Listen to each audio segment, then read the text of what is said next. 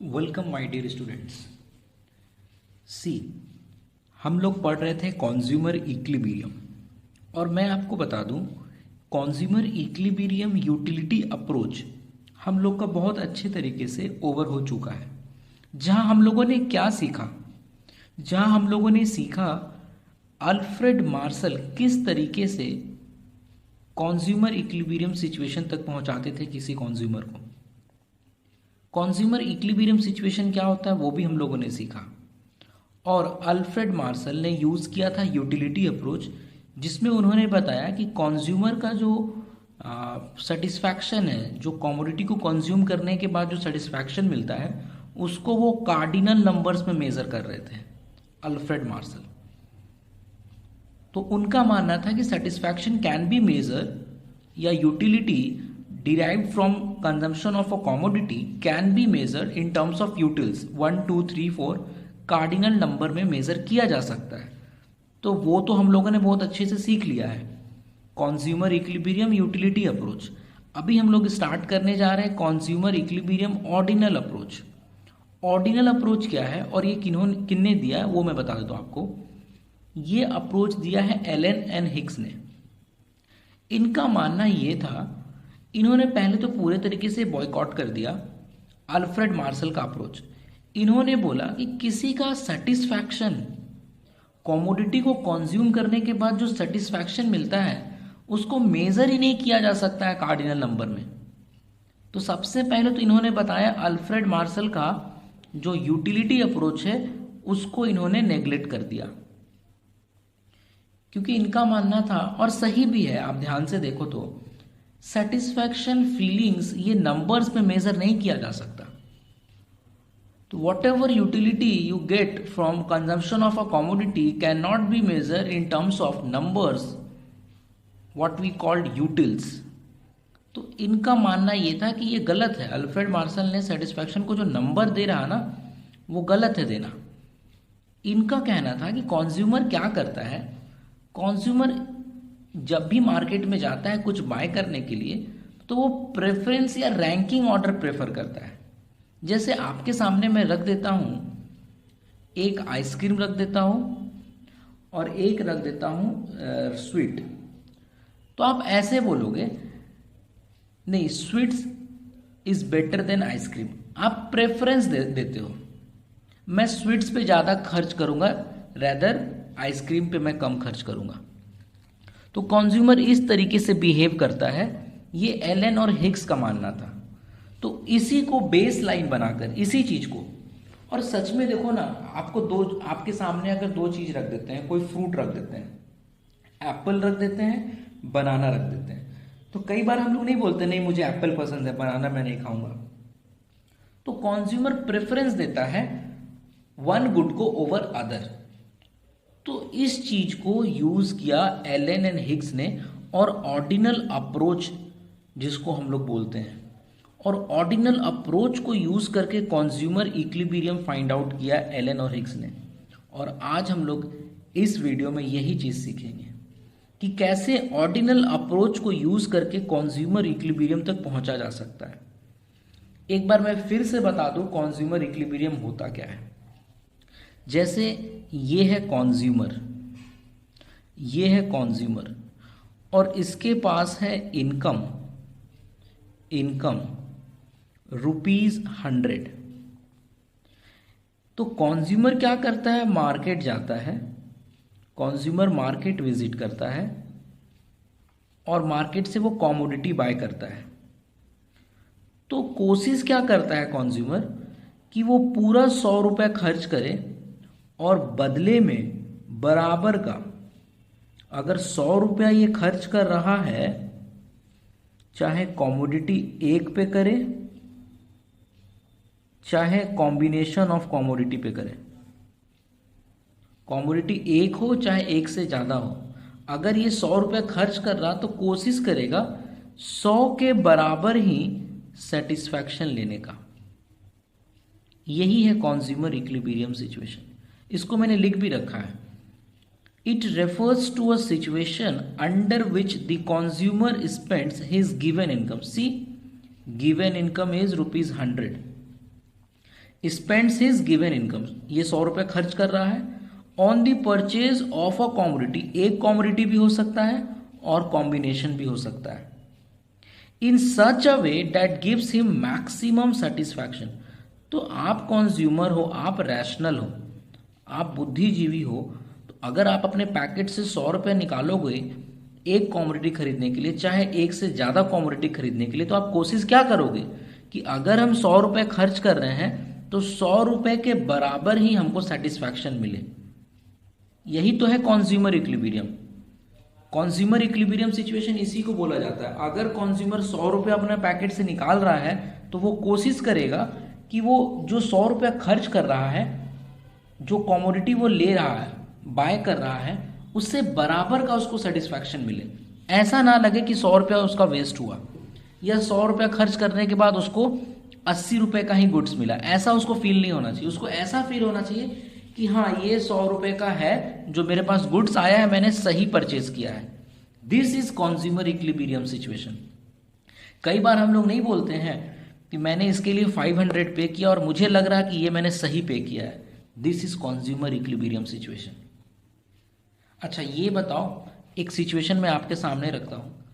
ये हैं कंज्यूमर, इनके पास है इनकम 100 रुपीज़।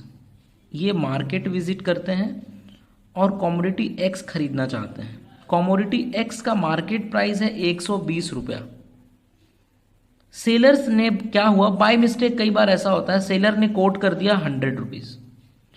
कंज्यूमर समझदार है, रैशनल है, वो समझ गया कि सेलर गलती कर रहा। उसने क्या किया, 100 रुपये दिया, तुरंत ये कॉमोडिटी ले लिया।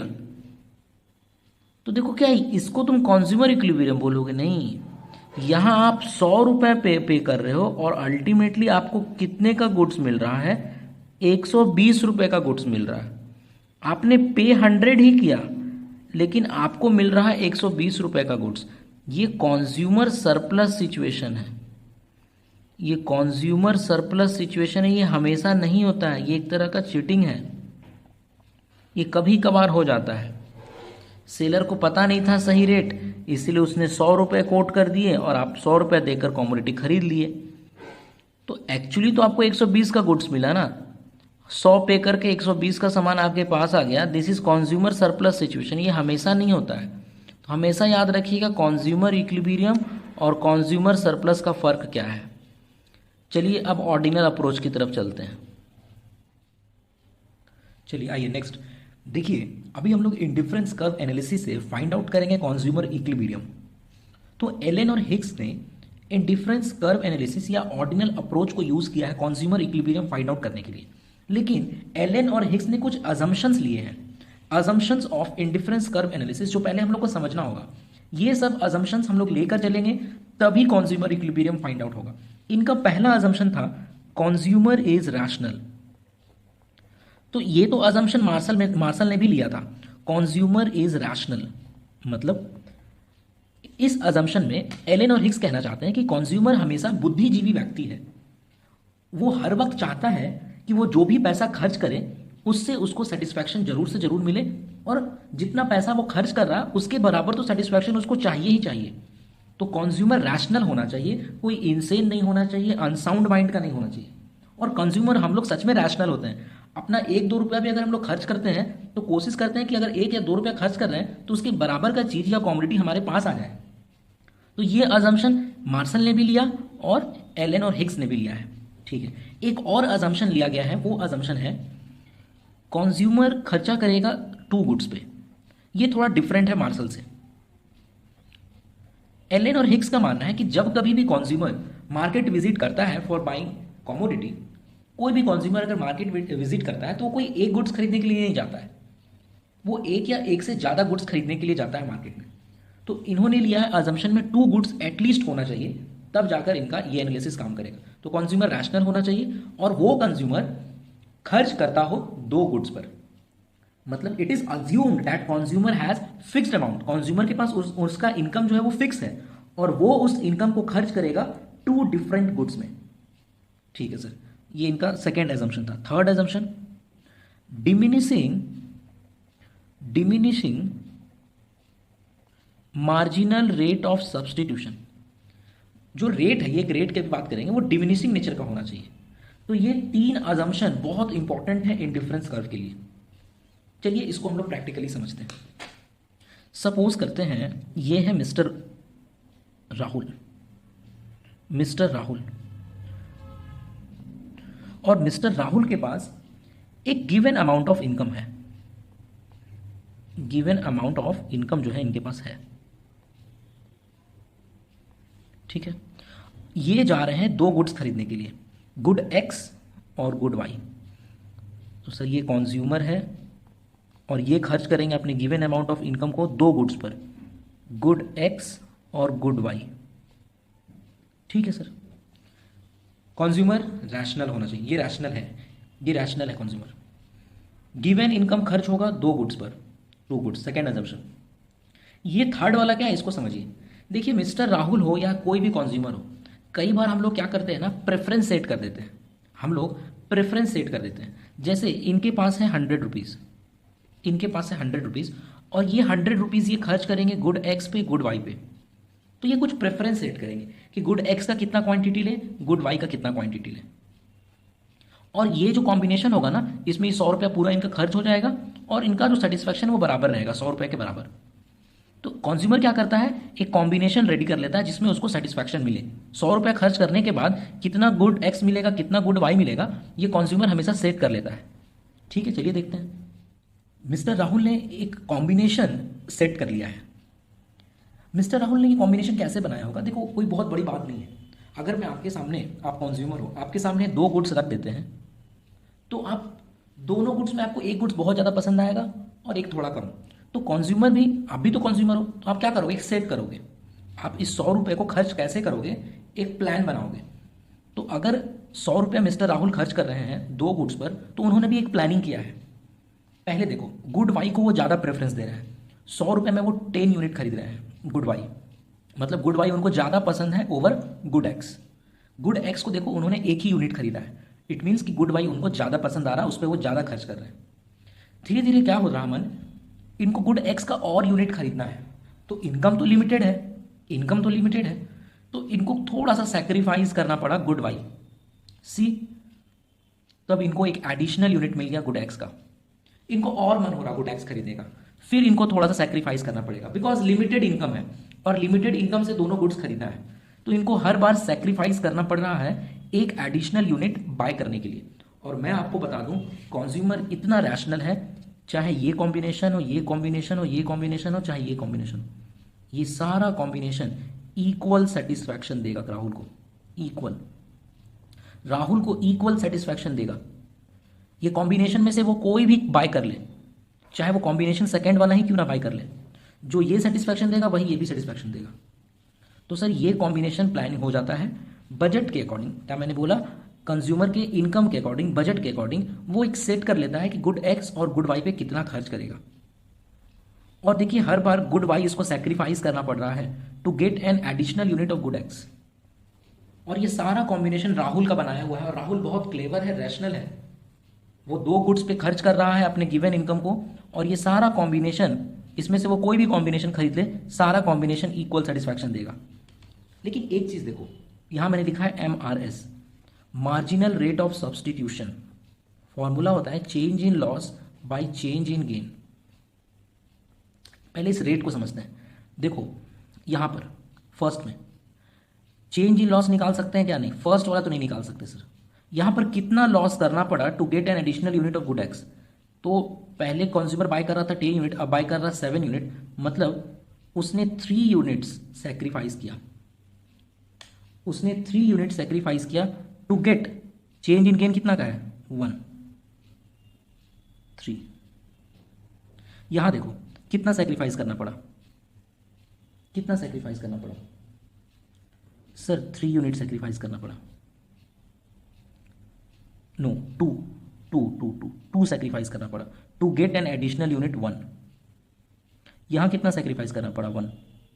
तो आप ध्यान से देखो हर बार, अभी देखो डिमिनिशिंग में है कि नहीं, 3 2 1, रेट जो है वो नीचे आ रहा है। ये क्या चीज़ है, ये एक्चुअली है क्या चीज़, देखो एलन और हिक्स ने इंडिफरेंस कर्व एनालिसिस बनाया, बहुत सोच समझ कर बनाया, उन्होंने बोला कि कोई भी कंज्यूमर रैशनल होता है और कंज्यूमर दो गुड्स पे खर्च करेगा अपने इनकम को, लेकिन इस तरीके से करेगा कि ये डिमिनिश होना चाहिए, ये जो रेट है डिमिनिश होना चाहिए, तभी इनका इंडिफरेंस कर्व काम करेगा, इनका जो ऑर्डिनल अप्रोच है काम करेगा।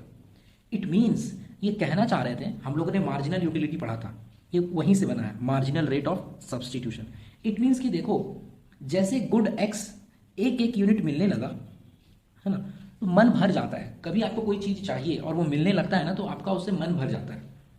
तो पहले एक यूनिट को पाने के लिए हम 3 सेक्रीफाइस करते थे, अब वही एक यूनिट को पाने के लिए हम 2 सेक्रीफाइस कर रहे हैं। इट मीन्स कि गुड एक्स जैसे जैसे कोई चीज़ मिलने लगता है ना हम लोग उसको प्रेफरेंस कम देते हैं, या उसके प्रति जो मिलने वाला सेटिस्फैक्शन वो धीरे धीरे कम हो जाता है।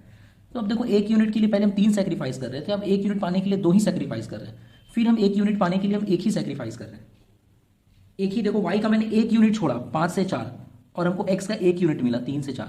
इट मीन्स कंज्यूमर जो है अगर कोई चीज़ उसको मिलने लगता है तो उसको वो फिर कोई चीज़ आसानी से मिलने लगता है तो हम लोग उसको प्रेफरेंस नहीं देते हैं। तो ये ह्यूमन नेचर है, ये कंज्यूमर का बिहेवियर है, कंज्यूमर ऐसा बिहेव करता है मार्केट में। उसको पहले बहुत ईगरली चाहिए था गुड एक्स, मिलने लगा, देखो ईगरली चाहिए था तो वो 3 सेक्रीफाइस करने के लिए रेडी था, जब उसको मिलने लगा तो उसका जो सब्स्टिट्यूशन लेवल है वो गिरता गया। अब वो 2 ही सेक्रीफाइस करना चाहता है to get an additional unit, बाद में वो 1 ही सेक्रीफाइस करना चाहता है good Y to get an additional unit of good X. तो इंडिफरेंस कर्व एनालिसिस का ये 3 बेसिक अजम्पशन है जो आपको याद रखना है। कंज्यूमर रैशनल होना चाहिए, कंज्यूमर जो भी इनकम खर्च करेगा 2 गुड्स पे एटलीस्ट करना चाहिए, और marginal rate of substitution diminishing होना चाहिए, कांस्टेंट नहीं होना चाहिए। तभी इनका जो एनालिसिस है वो काम करेगा, तभी कंज्यूमर इक्विलिब्रियम फाइंड आउट होगा। देखो कभी भी डिमिनिश होना चाहिए, देखो नीचे जा रहा 3 to 1, ऐसा कॉम्बिनेशन नहीं होना चाहिए, नहीं तो फिर मेरा फेल हो जाएगा असम्पशन। कैसा कॉम्बिनेशन सर?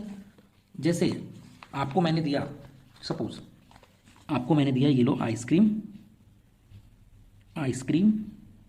और ये लो स्वीट्स। अब देखो कंज्यूमर अलग अलग नेचर का होता है, ठीक है, किसी को आइसक्रीम बहुत पसंद है तो किसी को स्वीट्स बहुत पसंद है, ठीक है।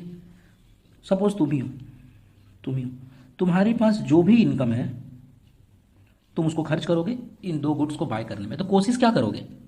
पहला तो सर एक कॉम्बिनेशन ऐसा बना लेंगे, सी अगर हम 90 स्वीट्स खरीदते हैं और एक आइसक्रीम खरीदते हैं अपने इनकम को यूज़ करके तो सेटिस्फैक्शन मिलेगा, वो ठीक है सर।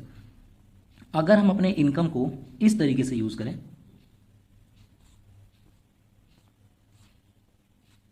तो आप एक चीज़ देखो, यहां पर जो MRS निकल रहा ना वो कांस्टेंट निकल रहा। देखो लॉस कितना करना पड़ा 10 unit to get an ice cream, फिर कितना स्वीट्स छोड़ना पड़ गया 80 से 70 स्वीट्स पे हम लोग आ गए, मतलब 10 स्वीट्स छोड़ना पड़ गया टू गेट एन आइसक्रीम, फिर सर 10 स्वीट्स छोड़ना पड़ गया टू गेट एन आइसक्रीम। तो यहाँ जो मार्जिनल रेट ऑफ सब्स्टिट्यूशन है वो क्या है? कांस्टेंट है। कंज्यूमर क्या कर रहा? कंज्यूमर लूज कर रहा है 10 unit to get an additional unit, और हर बार वो 10 यूनिट ही सेक्रीफाइस कर रहा to get an additional unit. यहां पर इंडिफरेंस कर्व फेल हो जाएगा, इंडिफरेंस कर्व जो है यहां पर कन्वेक्स नहीं हो पाएगा, विल नॉट बी कन्वेक्स। क्या होना चाहिए?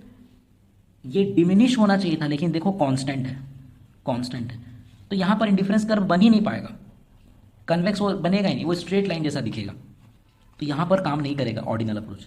इसीलिए बहुत समझदारी से एलन और हिग्स ने बताया है कि कंज्यूमर जब एक गुड्स बाय करने लगता है, देखो यहां पे इक्वल लॉस हो रहा, 10 यूनिट्स छोड़ा, ऐसा कभी नहीं होता है। जब भी हम लोग कोई गुड्स के उसको बाय करने लगते हैं, एक एक यूनिट हम खरीदने लगे तो हम कम सेक्रीफाइस करना चाहते हैं गुड एक्स के लिए, गुड वाई पे हम ज़्यादा रहना चाहते हैं। यहाँ देखो यहाँ पर एक एक यूनिट मिल जा रहा है 10 के सेक्रीफाइस में, ऐसा बहुत कम होता है। तो डिमिनिशिंग होना चाहिए तभी लॉ काम करेगा, रैशनल होना चाहिए और कंज्यूमर 2 गुड्स पे खर्च करेगा तभी। चलिए आगे चलते हैं। चलिए देखिए ये जो टॉपिक मैंने लिखा है tools of consumer equilibrium, actually Allen और हिग्स ने क्या किया? एलन और हिग्स ने ये 3 टूल को यूज़ किया है, इंडिफरेंस कर्व, इंडिफरेंस मैप और बजट लाइन। इन तीनों टूल्स को यूज़ करके ही उन्होंने कंज्यूमर इक्विलिब्रियम सिचुएशन पता किया। तो अभी हम लोग इंडिविजुअली ये 3 चीज़ों को अलग अलग टॉपिक करके पढ़ेंगे और समझेंगे, उसके बाद ही कंज्यूमर इक्विलिब्रियम तक पहुंच पाएंगे। एक और चीज़ मैं आपको बता दूं, हमने यहाँ अभी जो जस्ट किया अजम्पशन, सी अजम्पशन, तो एक अजम्पशन जो है वो मैंने बताया नहीं, वो देख लो, utility is not cardinal, it is ordinal in approach. ये भी कोई बताने वाली बात है, तो चैप्टर का स्टार्टिंग पॉइंट था, मैंने आपको पहले ही बता दिया कि एलन और हिक्स का मानना है कि कंज्यूमर जब कभी भी मार्केट में जाता है तो गिवन इनकम को वो खर्च करता है टू गुड्स पर, और रैंकिंग ऑर्डर, प्रेफरेंस ऑर्डर में खरीदता है टू गुड्स, और जो कॉम्बिनेशन सेट करता है वो उसको इक्वल सेटिस्फैक्शन देता है। तो इन्होंने बोला कि यूटिलिटी को मेजर नहीं किया जा सकता कार्डिनल नंबर में, रादर रैंकिंग किया जा सकता है, प्रेफरेंस दिया जा सकता है। तो ये अजम्पशन लेके चलना है, हमेशा याद रहेगा आपको ये।